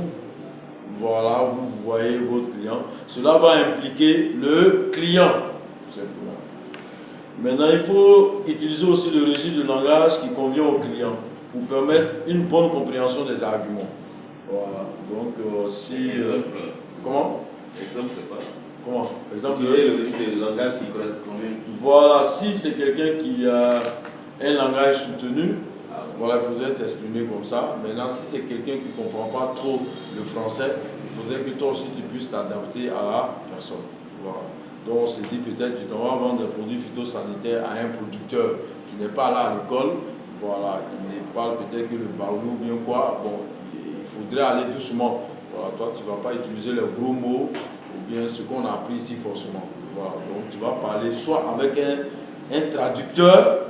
Voilà, même si tu parles avec le traducteur, tu devras aussi aller au rythme du traducteur et puis de la compréhension du client. Donc il faut s'adapter au registre. Voilà, ça me rappelle le ministre Icabé. Il fallait une campagne contre c'était au Racel. Il disait comme ça aux populations. Oui. Quand vous allez dans les marchés, vous buvez l'eau. Et puis quand vous dites que l'eau a un bon goût, là. Ouais. L'eau n'a pas un bon goût, l'eau n'a pas de goût. Oui. C'est les microbes qui sont des hommes. Voilà. Donc vous pouvez le sachet, vous mettez dans l'eau, vous remuez, voilà, ça passe à la télé. Donc voilà, il s'est mis au même niveau. Or, si c'est en termes de médecins, des pharmaciens, ils vont utiliser autre langage. Or, il était en face des villageois, donc il fallait qu'il se... Il faut toujours s'adapter, voilà, pour qu'il y ait la compréhension. Donc ensuite, il faut argumenter sur les caractéristiques du produit qui le distingue d'un autre, voilà, qui le différencie d'un autre. Tout simplement, ça va permettre de mettre en œuvre les points forts de votre produit. Voilà. Il faut argumenter aussi en utilisant des composantes telles que produits, services, conditions de vente. Voilà, produits, donc cela permet de capter l'attention et d'emmener le client à s'approprier le produit. Et puis pour convaincre aussi facilement le client. Voilà. Donc ce sont des choses qu'on ne peut pas respecter totalement à la lettre, mais il faut faire l'effort, voilà, de pouvoir appliquer quelques-unes. Voilà, donc, parce que dans la réalité, on ne pourra pas tout appliquer. Voilà. Bien, donc voilà l'étape de la présentation et puis l'argumentation. Voilà. Toujours accompagner le produit d'un raisonnement, voilà, qui va permettre d'argumenter, voilà, dire au client ce qu'il va en tirer de l'utilisation du produit, etc. Voilà. Donc voilà ce que c'est que la présentation du produit.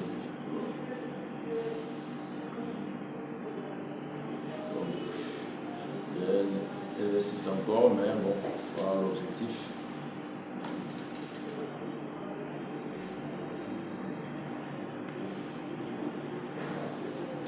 Maintenant, Oui. Face à, par exemple, on va présenter un produit, bien un service similaire à la concurrence, où on a pratiquement tout est similaire. Comment il faut s'y prendre? Vous présentez un produit qui est égal au produit du concurrent, c'est ça? Concurrent. Okay. Bon, attention. Évidemment, le produit peut être similaire au produit concurrent, mais il y aura quand même des petites différences. Et ce qui même n'est pas conseillé en marketing, il ne faut jamais fabriquer un produit similaire au concurrent. Voilà pourquoi il y a la stratégie de positionnement où il faut soit innover, soit imiter le concurrent ou bien soit faire de la différenciation, tout simplement. Voilà.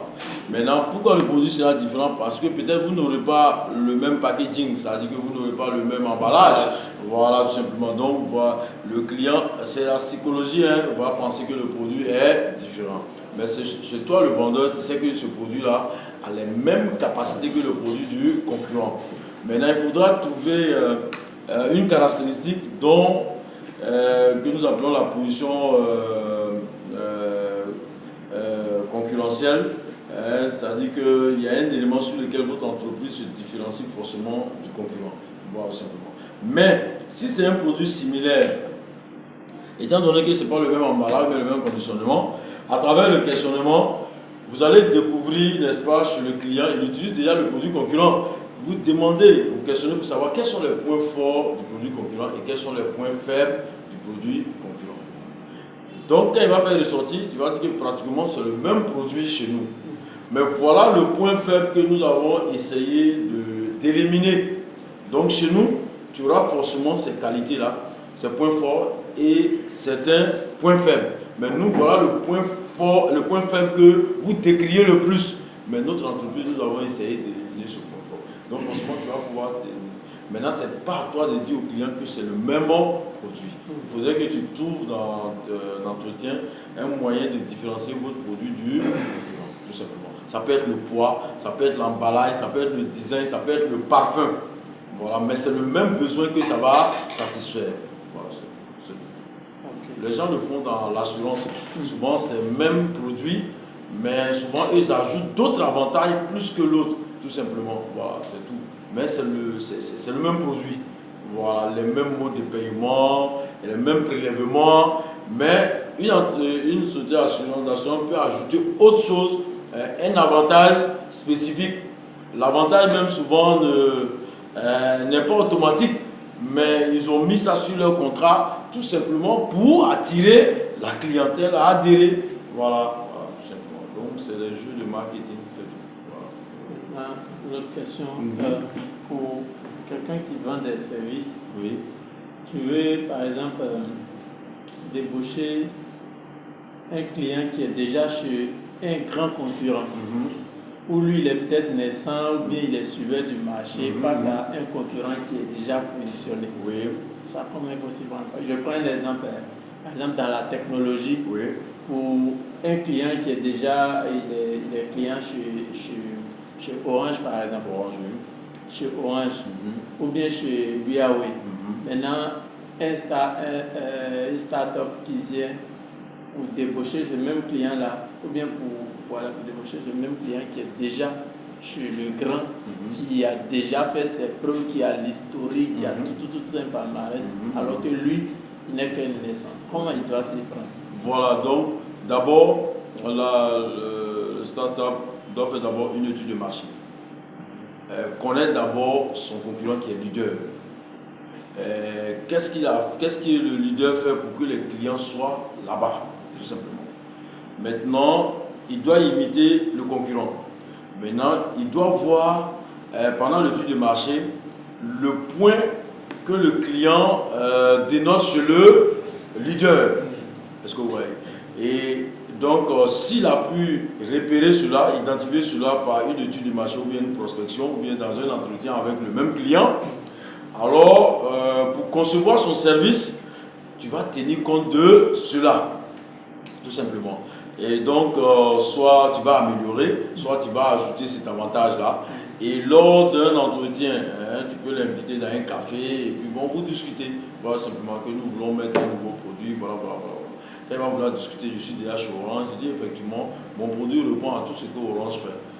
Mais nous, au niveau de la tarification, nous sommes encore plus trucs que Orange, tout simplement. C'est un exemple. Voilà, ça dépend de votre entreprise, sur quoi vous allez vous différencier. Voilà, donc c'est ça. C'est sur ça. Je prends par exemple quand Move est venu en Côte d'Ivoire. C'est donc quand ils ont calculé le taux de saturation, ils se sont rendus compte que le marché est saturé. C'est-à-dire tous ceux qui peuvent avoir une puce et un portable, ils sont déjà à Orange ou bien à MTN ou bien Télécel. Donc comment faire pour passer sur le marché? En ce moment, on payait les puces à 30 000 et à 25 000. Donc ils se sont dit comment faire pour capter encore ces clients qui sont là-bas. Donc ils ont diminué le prix de la puce en 2006 à 2500. On venait faire rang même chez Duncan même pour payer. Donc unité 2500, la puce 2500. C'était comme si tu payais la puce à 0 francs. Aujourd'hui, on est étonné qu'on paye des puces à 100 francs. Ou bien même MTN se permet actuellement même pour donner gratuitement. Mais en son temps, on faisait en 2003, quand moi, en 2002, il y a eu ma maîtrise, c'était 25 000. Je suis allé chez Télécel faisait à 30 000, donc je suis allé à Orange, il y a à 25 000. On m'a donné ça comme un CD. Donc tu vois, on ne savait pas que la puce de. Donc tu vois un peu, eux ils sont venus, mais ces deux-là sont là, c'est partager le marché. Voilà. Bon, comment on va faire? Donc celui qui a une puce principale Orange, forcément une puce secondaire Move, qui est MTN ou bien Télécel, ainsi de suite. Voilà, donc, et puis ensuite, ils ont vu qu'Orange n'a jamais fait de politique de communication gratuite pendant un mois. Ils ont dit, c'était un mois d'août, je me rappelle. mois d'août, consommation gratuite. Et c'était effectif. Les gens en ont profité. Donc, ils ont payé les puces pour les parents. Et c'est rentré dans leur mœurs. Chacun a gardé ses numéros. Voilà. Donc, voilà comment ils pouvaient. Sinon, c'est Green Cause qui n'ont pas su tabler. Eux, par exemple, s'ils me demandaient, j'allais leur dire qu'est-ce que vous devez faire. Vous devez vous appuyer sur les datas. Est-ce que vous voyez, vous appuyez les datas, ça dit le truc d'internet. Ça dit que si une téléphonie mobile vient tout à l'heure, et puis en matière de consommation des datas, s'ils sont plus économiques, tu vas voir que les gens vont aller prendre des puces là-bas. Voilà. Il faut étudier. C'est que vous avez 1000 minutes là. Voilà. C'est la puce à 2000. Voilà. Ça dans 2000. Tu appelles ta Philippe. Et puis on avait 1000 minutes. Voilà, j'ai vu, voilà, c'était ça. Et puis Move même avait dit que quand tu reçois un appel ou bien quand tu appelles un appel, tu as 10 francs. Ça dit le nombre d'appels, Ça, c'est tu Green gagnes. Bon, Bon, et voilà. Voilà, Green n'avait pas de bon manager, ils n'ont pas bien étudié. Sinon, actuellement, tout le monde se plaint que les datas finissent trop vite. Donc, si quelqu'un a pu trouver un moyen pour tu vas voir que les gens vont basculer là-bas. Ça dit que tu prends une caractéristique où tu cibles quand tu viens, voilà, c'est tout. Maintenant, le autre, je disais que souvent, surtout dans la prestation de service, quand le client il est déjà chez un grand, je dis que le grand il fait facilement confiance parce qu'il voit son historique. Voilà, historique. Et maintenant, pour se positionner, on peut aller par exemple à partir du prix. On dit bon, je vais faire à prix bas. Quand on va à plus bas aussi, ça dégrade aussi la confiance. L'image. Moi ici déjà, je suis un grand, je paye ce service à tel prix. Vous-même, on ne vous connaît pas. Et puis si il doit payer, c'est qu'il commence à douter de la qualité du produit. Et quand tu veux faire plus, je dis, bon, chez le grand même, je paye ça. Et puis chez toi, il ne connaît pas. Donc, en fait, c'est de mettre des stratégies en place pour le capter. Même quand il est déjà chez quelqu'un où il y a l'historique, il a déjà confiance là-bas, tu peux l'emmener même à essayer. Tu dis non, tu lui dis qu'on n'a même pas besoin que tu viennes, mais nous on veut que, parce qu'on est sûr de notre produit, on veut que tu testes. Voilà, tu peux t'en procurer un peu pour essayer. Même si tu as essayé, que tu as vu que c'est bon, tu peux nous envoyer des clients moyennant quelque chose. Et quand toi, le commercial, tu es sûr de ton produit, voilà pourquoi j'ai dit que le commercial doit être sûr de la qualité de son produit. Donc quand il va utiliser le produit, il va voir que le produit est meilleur avec des avantages plus que le leader qui est là, à qui il a confiance. Non seulement, il va rester avec toi et il va t'apporter des clients. Voilà, donc il ne faut pas montrer trop d'importance à ces yeux que ce que tu n'as pas ce client-là, toi, ton entreprise ne peut pas vivre. Mais tu restes toujours en contact avec lui en le relançant pour lui dire que non, moi je veux que tu essaies seulement mon service. Si tu essaies, voilà, pour que tu me fasses un retour, pour que je sois au courant de mon produit. L'essentiel, puisque tu es sûr de ton produit, que ça sera un bon produit, ça va répondre à ses aspirations.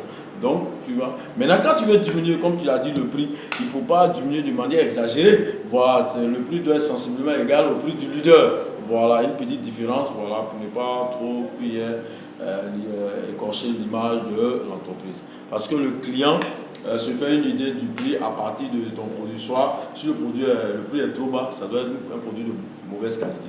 Voilà, quand le produit est un peu élevé, c'est que c'est un bon produit. Voilà, donc il ne faut pas trop toucher le prix. Voilà, simplement. Mais c'est le produit, il faut toucher. Voilà le produit et puis les avantages du produit.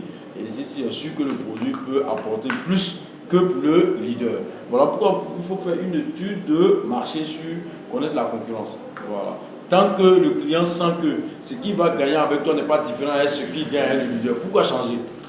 Voilà, de toi à moi, voilà simplement. Il faut que toi tu lui apportes un plus. Voilà, simplement. Donc voilà un peu. Sinon c'est compliqué de débaucher un client. Mais il y a des stratégies. Donc si tu as pu appliquer, voilà. Mais il faut l'étudier d'abord. On ne vient pas automatiquement derrière un client sans connaître d'abord le produit, le service de l'entreprise qu'il utilise, comment il fait, comment ça fonctionne, etc. Il faut connaître d'abord ce produit-là, les points forts de ce produit et les faiblesses de ce produit. Et ça va te permettre dans l'argumentation d'élaborer une bonne stratégie pour pouvoir le capter. Voilà.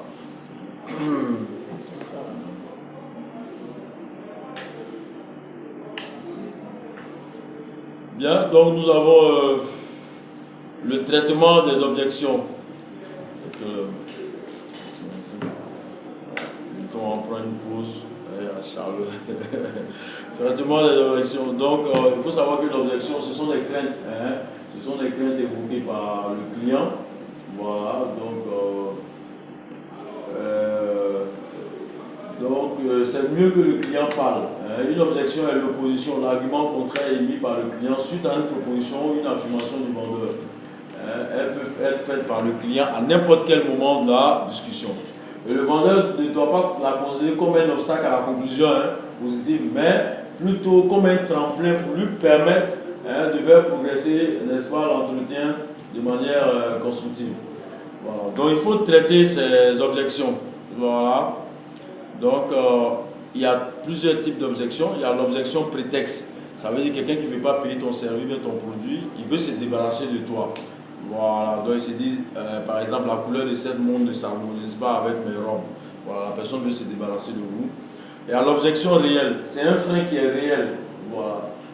Donc cette monture de lunettes est trop lourde pour mon enfant. Voilà, c'est réel. Voilà, donc il faut tenir compte de cela. Il y a l'objection test.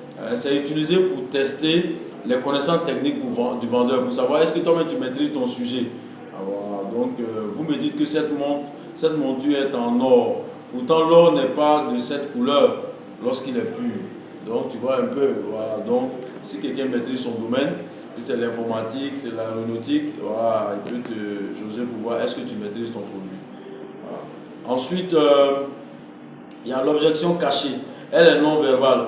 Il y a des gestes et puis des signes, des attitudes face à l'argumentation. Voilà. Quand tu es en train de parler, puis il rit. Le client rit, on a tout ce que tu dis, même ça lui dit rien. Bon, voilà, donc c'est l'objection cachée. Mais toi, tu ne sais pas. Voilà, simplement, on appelle l'objection cachée. Et là, on arrête plus en continu. Il faut chercher à savoir l'objection cachée. Il faut l'amener à parler. Voilà, tout simplement. Parce que tu ne pourras pas deviner. Tu n'es pas un savant. Voilà. Mais par le questionnement, tu pourras, et puis par des stratégies, pouvoir le faire parler. Voilà, simplement. Donc souvent quand on présente un produit à quelqu'un, il reste à sourire. Il va dire, celui-là il pense que moi il a l'argent, moi j'ai déjà mangé. Donc intérieurement c'est ce qu'il dit. Voilà, donc si tu vois qu'il sourit quand il dit que c'est trop cher, tu dis non, tu peux prendre même demain il va passer, il a encaissé un peu. Voilà, ah bon, voilà, tu as vu un peu, voilà, parce que lui il dit, est-ce qu'il peut payer ça? Mais dis non, tu peux prendre, aller essayer, si ça ne te convient pas, moi il vient chez demain. Voilà, donc il y a certains qui font ça, voilà, tout simplement. Donc c'est un peu ça. Voilà. Et c'est ça, le marketing était déjà appliqué par nos parents avant. Hein.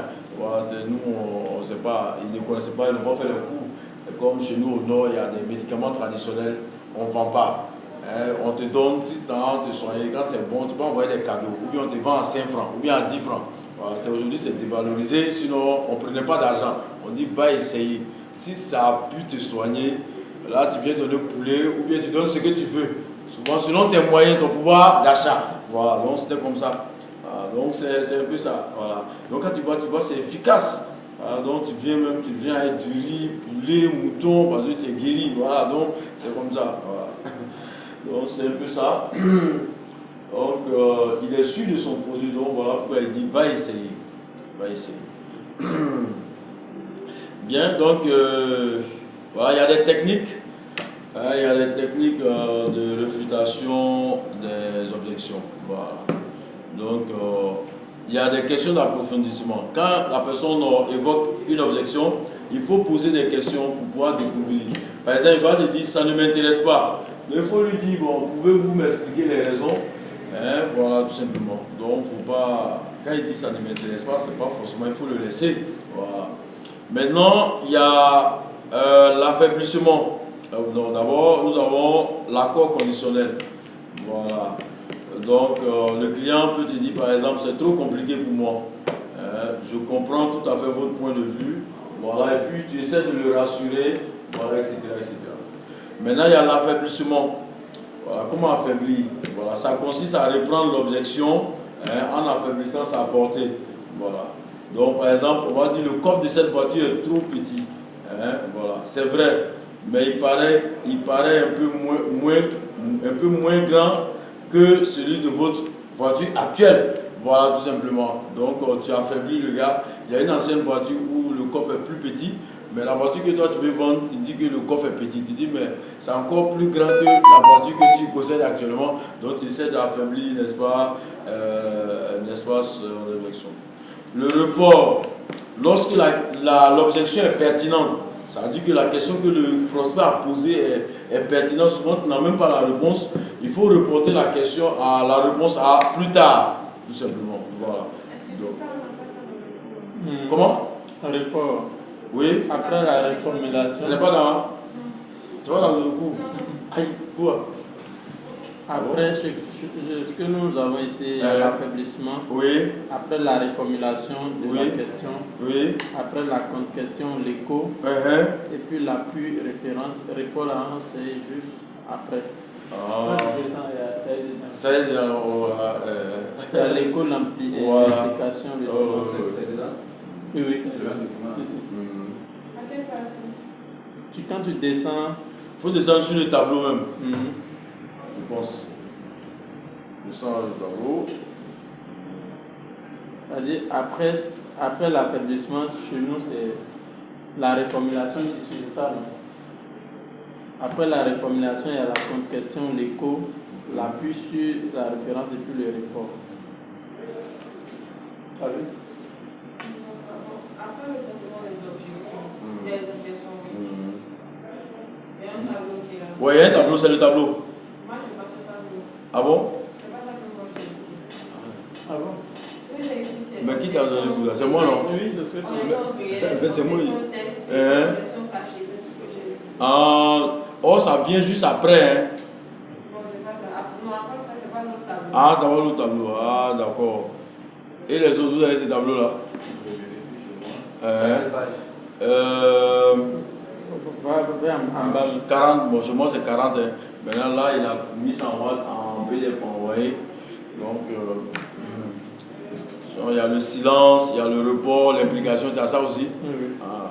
C'est le silence qui est dernier ici. Voilà, dernier, voilà.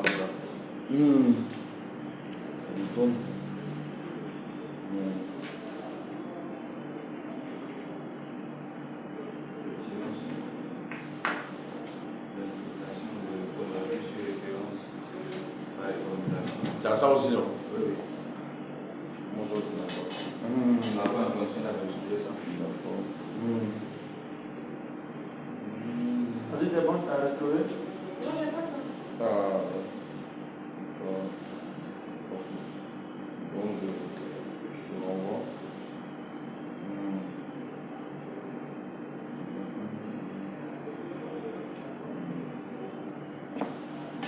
Je te l'ai envoyé, c'est que lui, je l'ai envoyé. Non, c'est pas. Tu vas voir. Voilà, donc, après l'affaiblissement, nous avons l'écho. Voilà. Donc, reprend l'objection sur le ton de l'étonnement pour inciter le client à préciser les raisons de son opposition.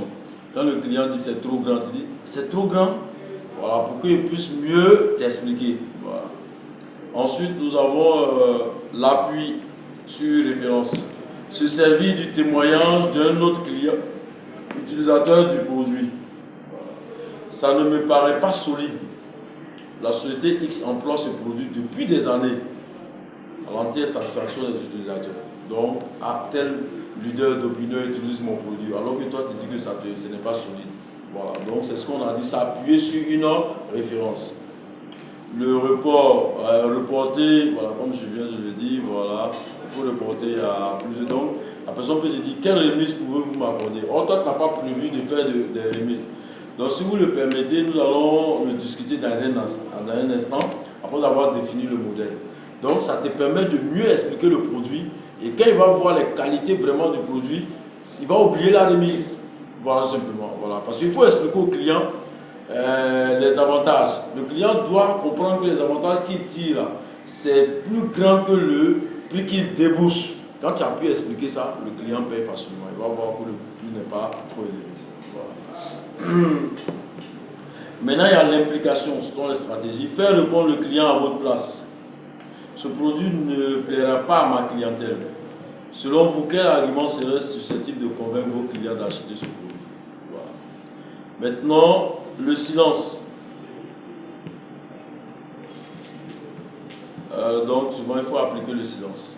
Voilà. Ne pas répondre à l'objection avant quelques secondes et à fixer le client d'un regard interrogateur pour l'inciter à préciser sa pensée ou parfois à répondre lui-même à l'objection. Voilà. Donc souvent, il ne faut pas sauter directement sur l'objection. Dès qu'il parle, il faut laisser des secondes de silence et puis le fixer.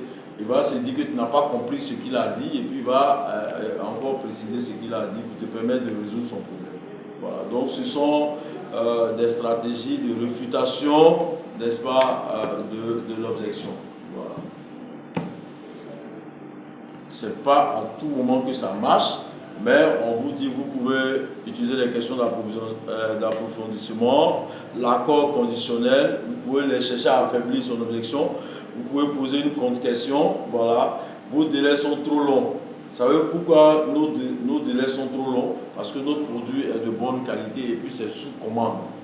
Donc dès que tu dis ça le rassure. Vos produits sont de bonne qualité, voilà pourquoi les délais de livraison sont longs. Voilà. Maintenant, quand il dit n'est pas sûr de votre produit, que ça ne lui plaît pas, vous appuyez sur une référence. Est-ce que tu sais que notre produit est utilisé par la star Alpha Blondy, Mewe, en Côte d'Ivoire, etc., etc. Depuis des années, ils sont satisfaits. Voilà. Et s'il réfléchit, il dit et alors?